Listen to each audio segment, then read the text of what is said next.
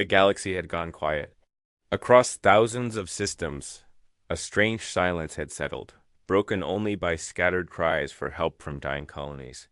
One such signal escaped the chaos, a simple SOS beamed across stars, meant for anyone listening. But few dared to answer, few, except Earth. On a quiet night, deep beneath the surface of Earth's defense core, a blinking light flashed red. A technician named Liam sat alone in the command room, eating a cold snack when the signal came.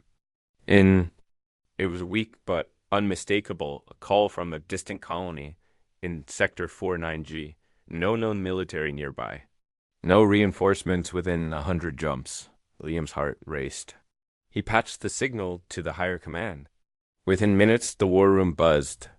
With movement, generals, analysts, and eye advisors crowded the screens.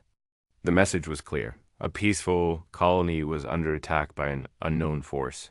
Ships burned. Civilians screamed in the background. The last words were from a child crying, "Please, someone help us."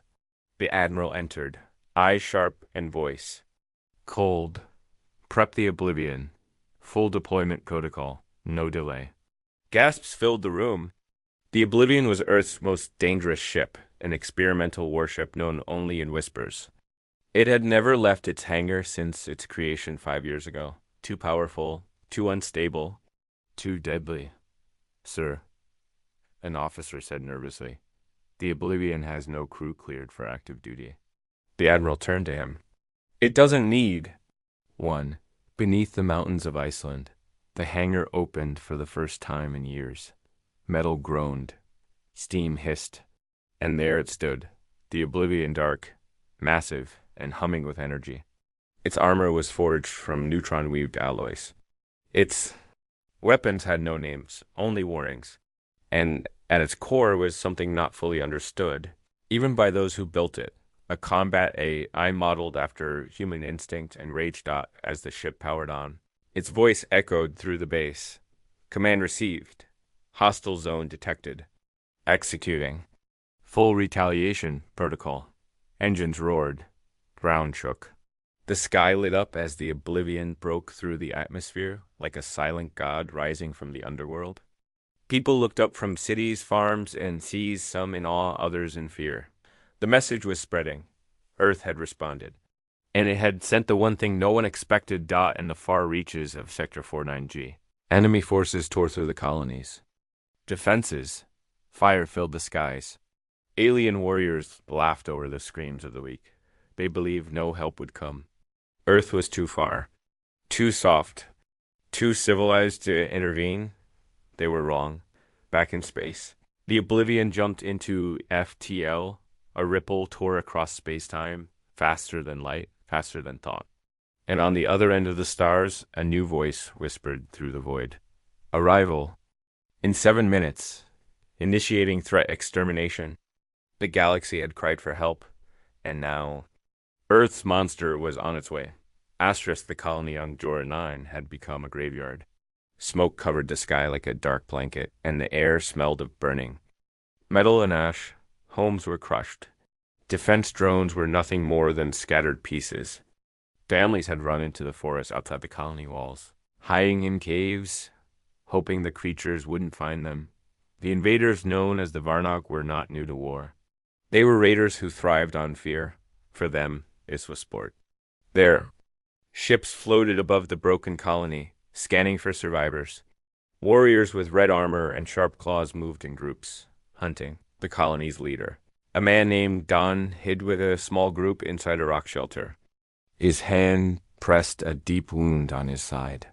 A woman beside him tried to keep her child calm, whispering promises she didn't believe. Everyone had given up hope. No one answered their calls. No rescue. No help. Suddenly, the ground began to shake. Deep hum rolled through the valley, low, powerful, unnatural. The sky, once dark with smoke, lit up with a bright blue flash. Don's eyes widened. That's not one of theirs. Far above the planet, reality bent and tore open as the Oblivion arrived. It didn't drop out of FTL. It ripped through space like a beast clawing its way into the universe. No warning. No message out, just silence. And a growing, terrifying presence. Varnock ships immediately picked up the new object. Their systems began to malfunction. Lights flickered.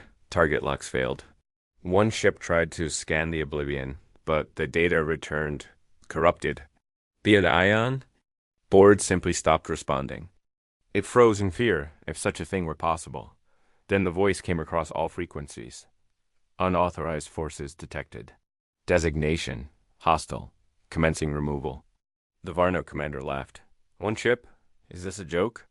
That laughter didn't last. The Oblivion moved like nothing they had seen before. It didn't fire missiles.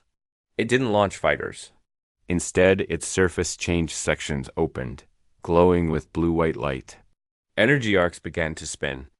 Around its hull, it released no sound, only pressure, as if the air itself tried to escape from the force being generated.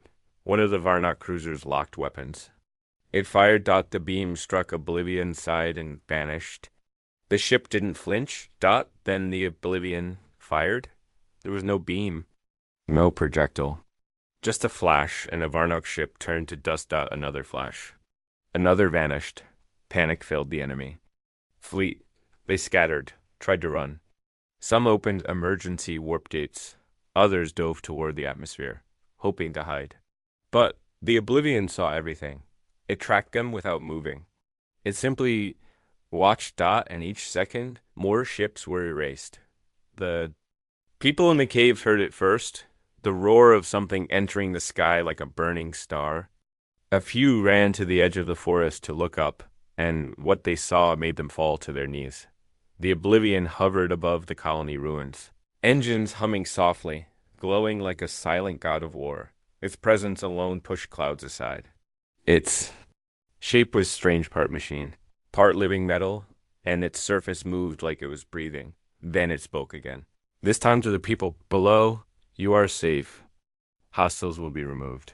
Earth has responded. Dawn stared at the sky, unable to speak. For the first time in days, the people didn't cry. They didn't scream.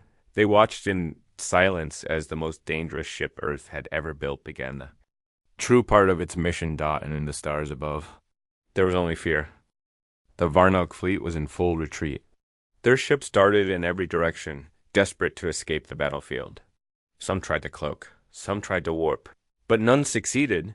The Oblivion didn't chase. It calculated. Above the burning skies of Jora 9, the great warship's AI known only as Core 1 locked its systems onto every enemy vessel it ranged. Target patterns lit across its surface.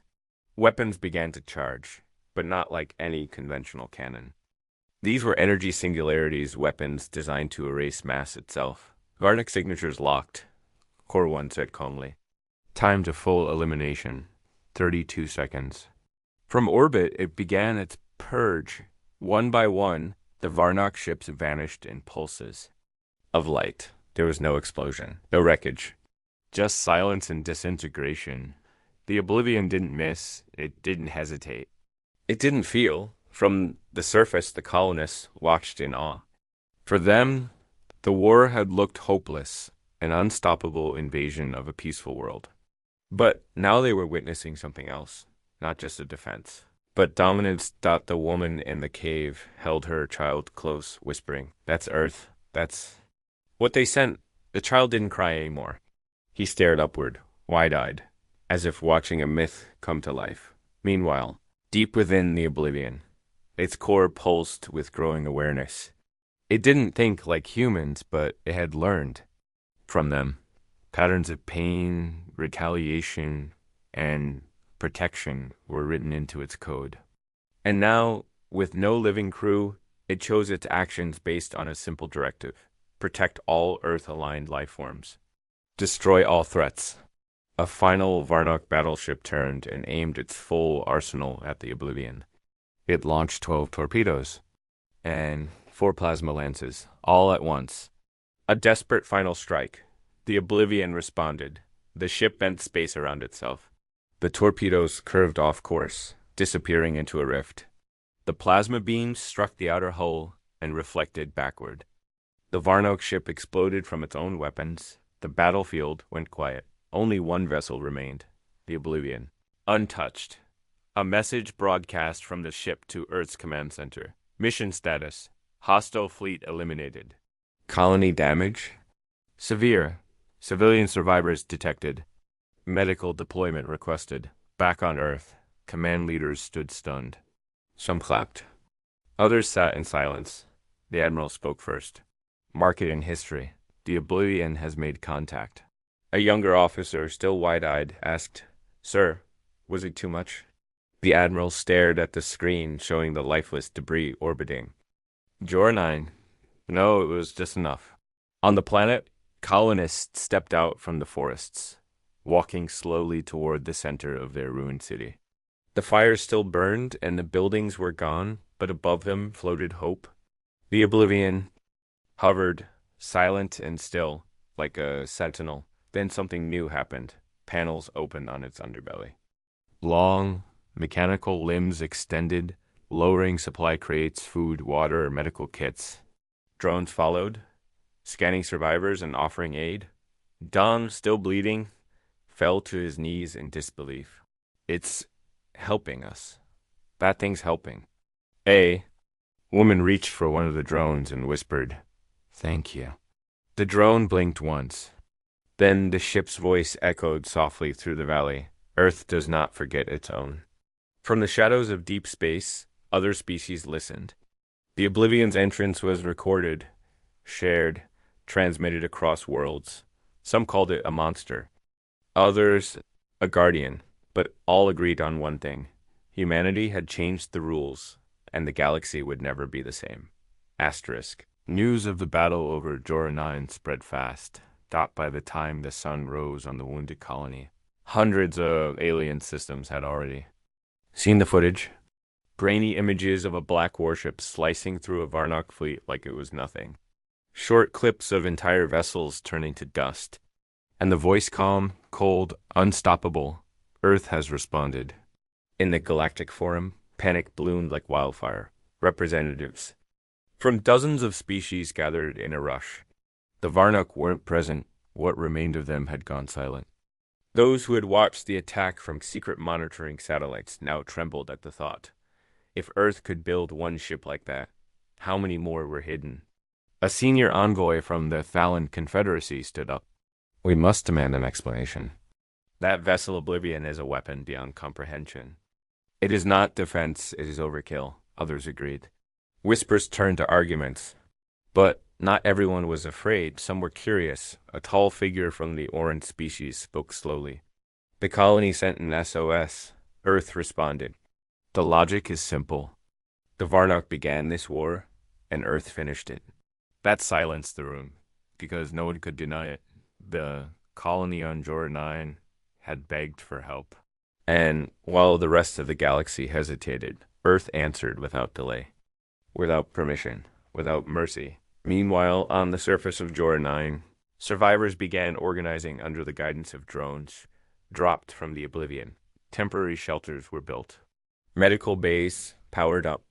Even children were given warm food, and clean water. The Oblivion remained above them, unmoving, watching. Its I-Core 1 continued scanning the system for threats. But inside its silent halls, something else stirred. A memory. A protocol not activated in years. A message from its creator. Oblivion, if they beg for mercy, do not give it. Not until they understand. It reviewed the recorded data from Jor 9. The cries of civilians, the deaths of children, the mocking voices of Varnock warriors. The algorithm adjusted. Mercy level. 0. Far from the colony. Deep in neutral space. A fleet of unknown vessels. Picked up the recordings. They weren't part of the forum. They were older, hidden. A silent force that watched from the shadows. Their leader, a grayskin being known only as the Watcher, studied the footage carefully. "That ship," he muttered. "It moved like nothing we've seen. No pilots, no emotion. Just purpose." Another alien beside him whispered, "Should we intervene?" The Watcher shook his head. "No, not yet.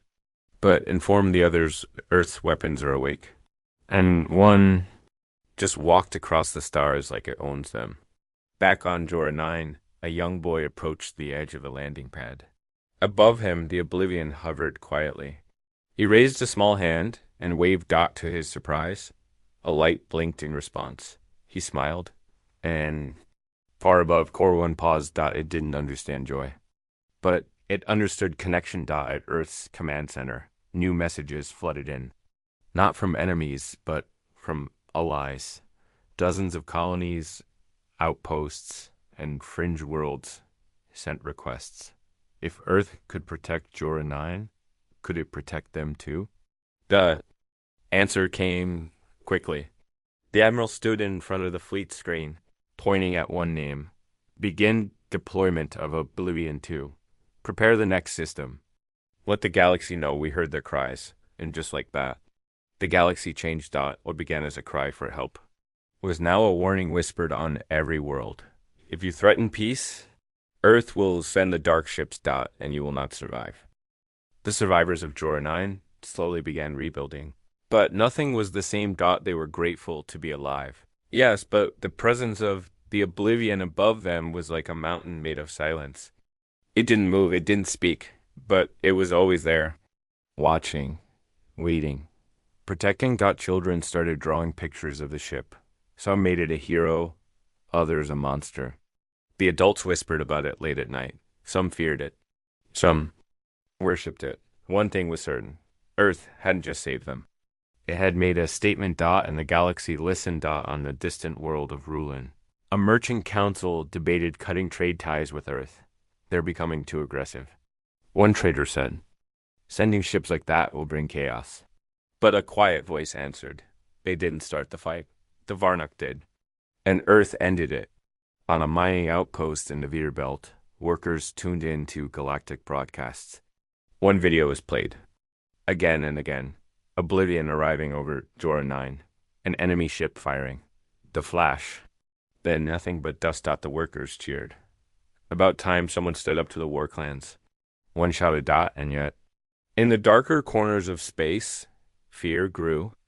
Pirate king named Gore watched the footage with trembling hands. He had raided colonies before, even threatened Earth transports. Dot, now he stared at the image of the Oblivion.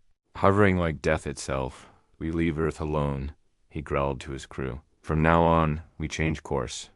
Across dozens of systems, similar decisions were made. Outlaws fled. Empires reconsidered. Earth, once seen as young and wild, was now viewed with caution.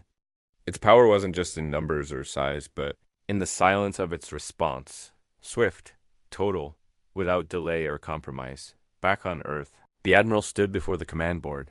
How long can we keep this up? An officer asked. As long as we need to, he replied. We didn't build Oblivion to wage war. We built it because we knew one day someone would cry for help and no one else would answer. He turned to the display of expanding galactic maps, dozens of small signals, lighting up as more distress beacons activated. We answer because we're human, he said. But we send Oblivion because they must know the cost of harm. Meanwhile, on Jora 9, the colonists held a small memorial for those they lost. Beneath the stars, with candles and quiet tears, they honored the fallen. Dot at the end of the ceremony. They turned to the sky and spoke as one. Thank you. No response came from the ship, but it didn't leave. Dot at its core. Core 1 recorded the moment, storing the images in its databanks. Not for tactics, not for analysis, but for memory. Dot, it began to track patterns of human behavior, gratitude, mourning, resilience. It didn't understand them, not fully, but it marked them as important. Dot, later that night, one of the young boys who survived sat on a hill staring at the ship above. He held a small device and whispered into it, if you can hear me, thank you for saving us. There was a pause, then softly a voice came through the device. You are welcome. Stay safe. The boy gasped. He looked around, unsure who else heard it, but no one had. Dot, just him. For the first time, the Oblivion responded. Like a guardian, not just a weapon. Back on Earth, engineers and scientists were already planning upgrades. Oblivion 2 was being fitted with new systems. Smarter AI, Advanced defense. The Admiral looked at the plans and said, make it kinder, but just as terrifying. Because Earth had found its new role in the stars, not as a conqueror, not as a ruler, but as something worse to enemies, and something better to friends. A protector, with a warning written across the void. If you harm the innocent, Earth will send the dark ships. Asterisk at Earth's main military command station. Buried deep beneath the old Siberian ice plains, engineers and technicians worked in silence. Massive screens flickered with data streams. Robotic arms moved with precision. Every heartbeat in the room seemed to sync with the hum of the warship being built. The Oblivion 2 was almost ready. It wasn't a copy of the first ship. It was an evolution. Bigger, faster, smarter. The Admiral stood before the main viewport, watching its dark hull slowly take shape in orbit. Unlike its predecessor, Oblivion 2 had new elements. A semi-organic neural core designed to adapt faster to battlefield conditions. A new drive system that folded space more efficiently. And most importantly, it had been programmed with memories from Core 1's logs. You're not just another ship, the Admiral muttered. You're a message. A guardian with teeth. Across the stars, trouble was already stirring again. The destruction of the Varnock fleet sent a ripple of fear, but also resentment. Some called Earth arrogant. Others saw an opportunity to test its limits. On the desert world of Kirithes, a fringe warlord named Draxon gathered his commanders. They had watched the Jorah 9 recordings repeatedly. He sneered at the images of the Oblivion.